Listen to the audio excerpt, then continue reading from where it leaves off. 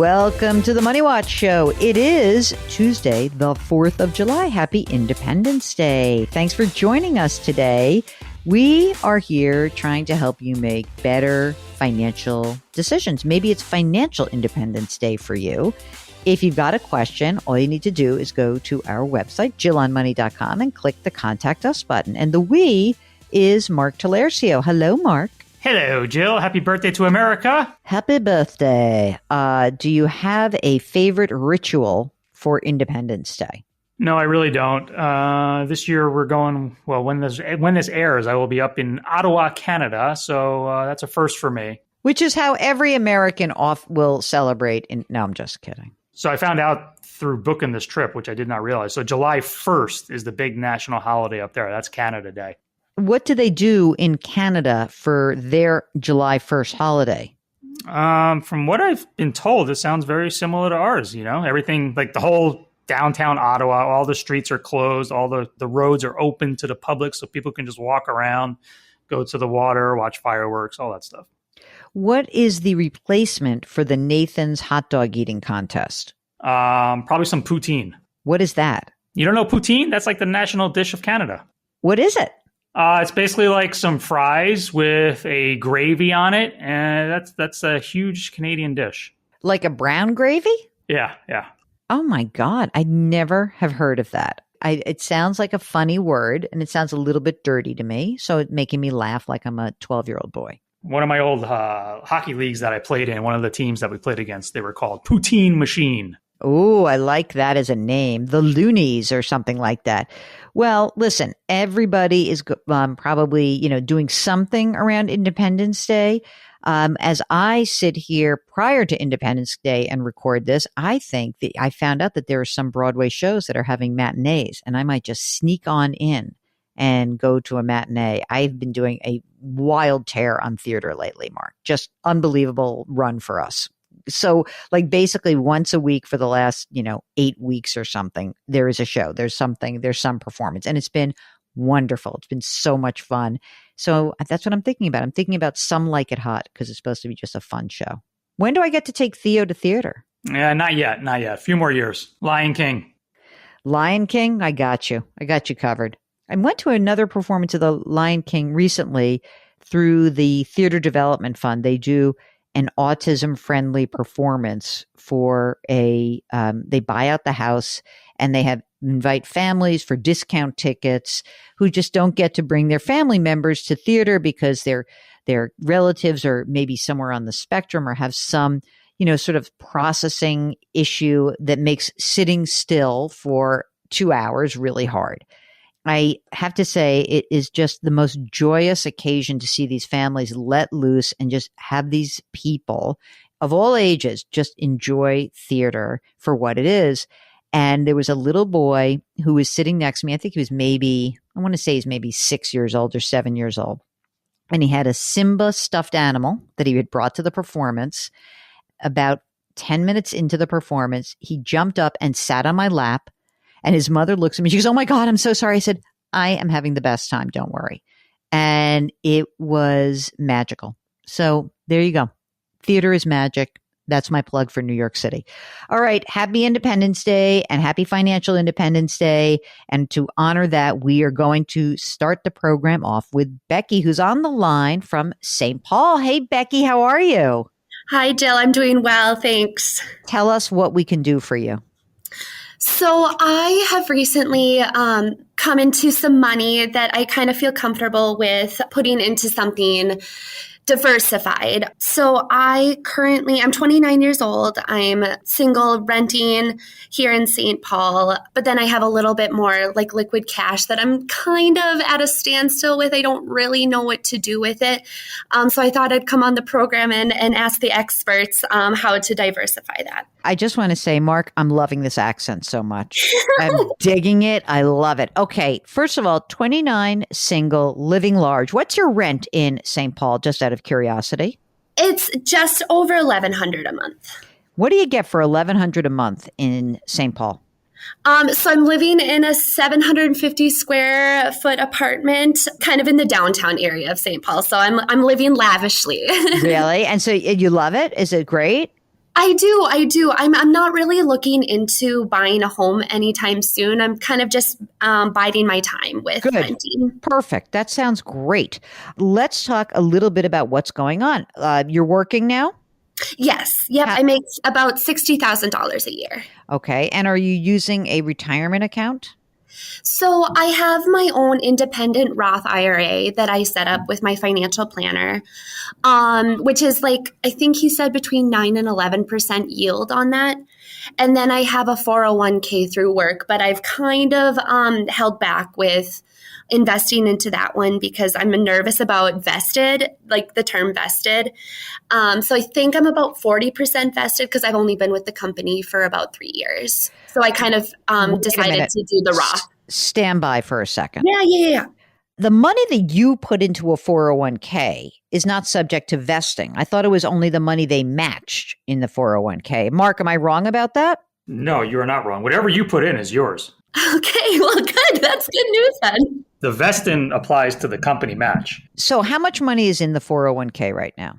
So right now I have about 5,000. So honestly, this is embarrassing, but I only have about $100 that's my own into that, and then my employer is the remaining amount. How much, what's their match? Like, what are they doing here? This sounds like a big match. Yeah, it's a good one. So I broke it down. It's 3% into safe harbor and then 7% into profit sharing contribution. So they're not really even matching. They have to put the money in because you have a top heavy plan. That's what's happening.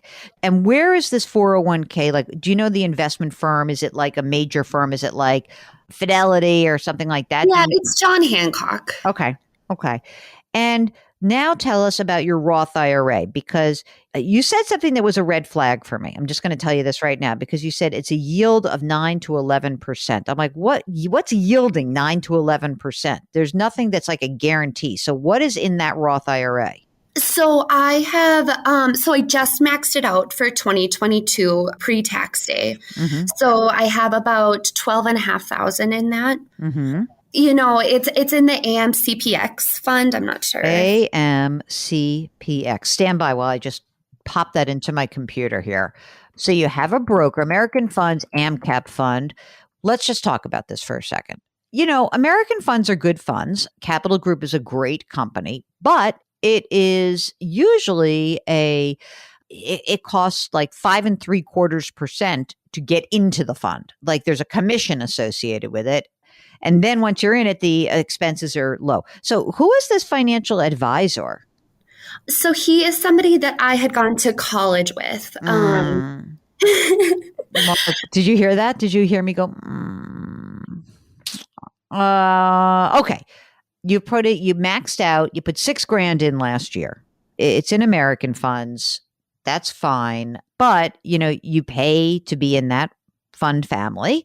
You know, you pay your friend a commission. Like, so just to let's break that down for a second, just to kind of put this into perspective.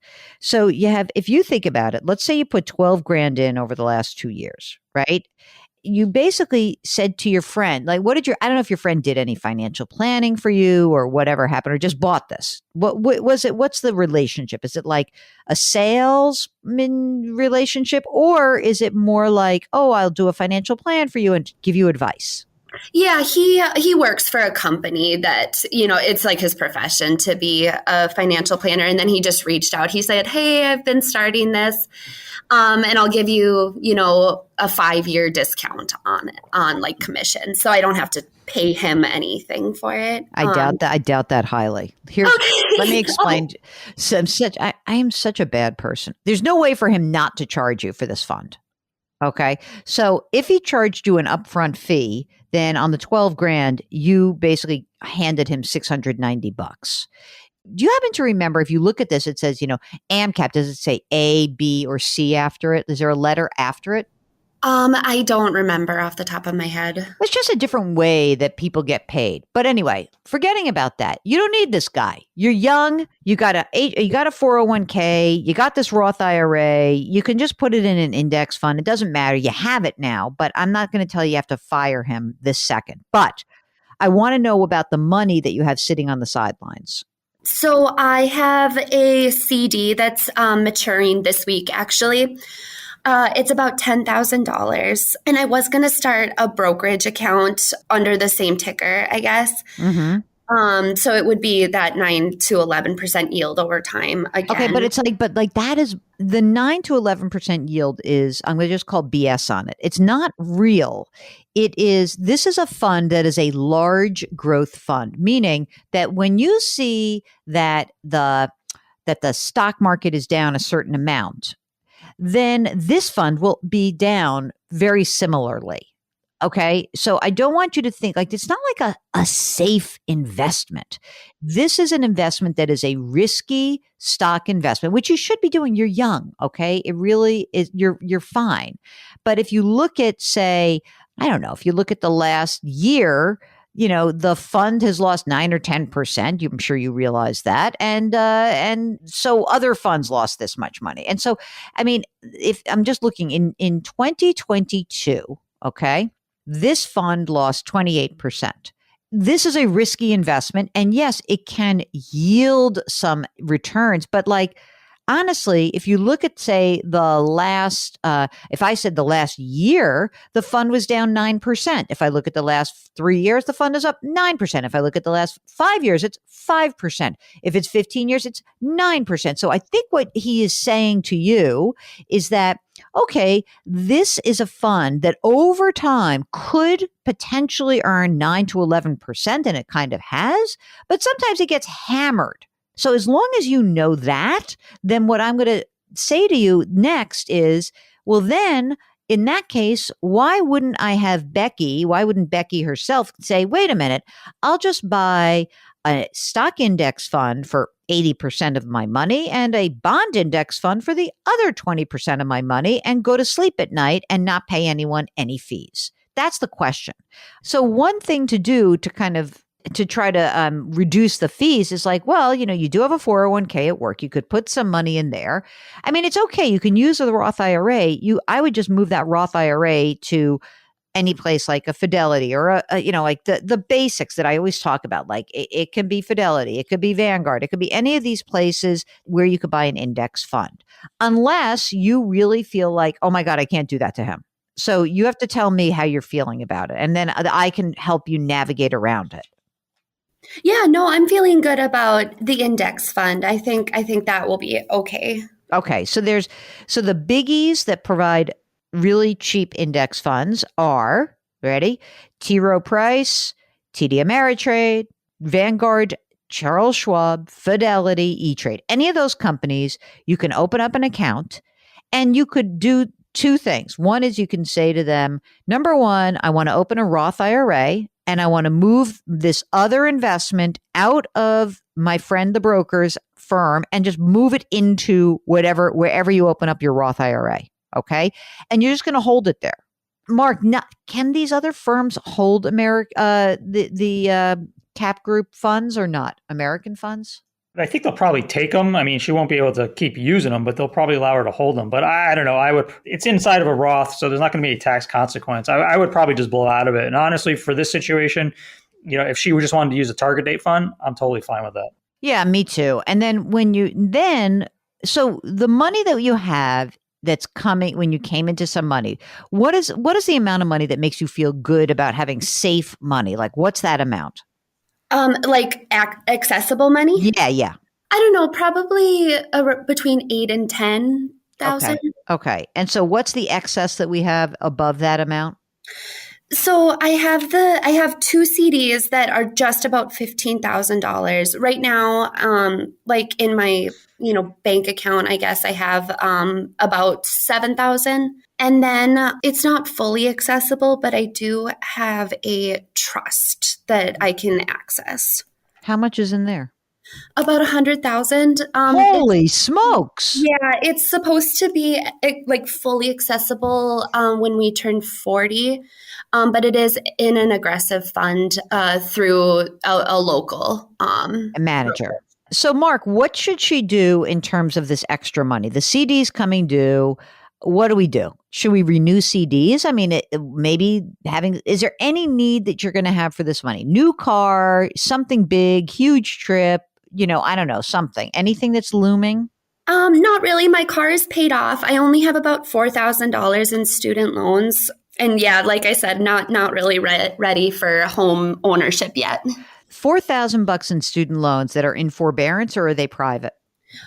They are in forbearance, yeah. And I had prior to the pandemic, I had income-based deferment because I was in the Peace Corps. So they haven't accumulated interest in almost 7 years. Mark, you want to pay off these student loans? You want to see if we wait till the end of the Supreme Court session and see what happens? Maybe just keep $4,000 on the sidelines, just in case she needs it to whack it off. So here's what I think we should do with the extra money. Number one, you have these two CDs that are coming due. Of those two CDs, we have just remembered that the Supreme Court is hearing these cases about the Biden plan to eradicate debt. And I presume that your $4,000 would be up for that and you would be entitled to it if they wipe it out. But we don't know whether or not that's going to happen. So the timing of this is that the Supreme Court session finishes at the end of June. Then there'll be July, August. So what you need to know is that you need to have $4,000 available in case they don't do the wiping out of debt. Have $4,000 available that you can just pay off these loans. Okay. So now of the $15,000, $4,000 has to be kept safe. Mark, what do you want to do with this $11,000? You want to keep it in cash? Should we open a brokerage account? What should we do? I think anything beyond the 6 months emergency fund and the $4,000 for the student loans, I think anything beyond that, I kind of lean towards opening up a brokerage account. Me too. I think that would be a great idea. Wherever your Roth ends up, open up a brokerage account. And in that brokerage account, how do you want to invest it, Mark? She's young, so I'm fine. Even if she wanted to be 90% in a total stock market fund and 10% in a bond fund. I mean, you'll say 80%, that's fine too. But that's what I would do. A total stock market fund and a bond fund. All right. And an intermediate term bond fund. How does that sound for you, Miss Becky?